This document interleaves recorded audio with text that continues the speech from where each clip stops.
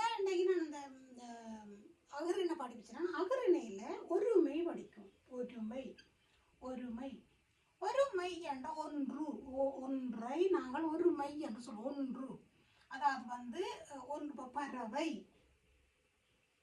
பறவை என்ற ஒன்று ஒன்று ஒன்று ஆனால் எக்ஸெப்ட் பீப்புள் எக்ஸெப்ட் ஹியூமன் ஒன்றை மட்டும் குறிக்கிறது. அது மாதிரி கிளி கிளி அதாவது நூல் புக் என்ன புக்.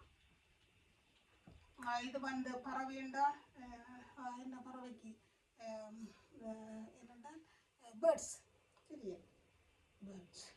அப்போ இவ்வாறு ஒன்றை குடிக்கிறது அகரணையிலே ஒருமை என்று நீங்கள் வடிவாக இதை படியுங்க. அதை மாதிரி எங்களோட இலங்கை இந்த பொருட்கள் இதுதான் அந்த என்ன பொருட்கள் இரண்டால் ஒரு லாம்பு இதுதான் அந்த பொருளாதார தடையில் வச்சுருந்தாங்களா. அப்போ இதுகளை ஒவ்வொன்றையும் நீங்கள் பிள்ளைகளுக்கு காட்டுங்கோ. நன்றி.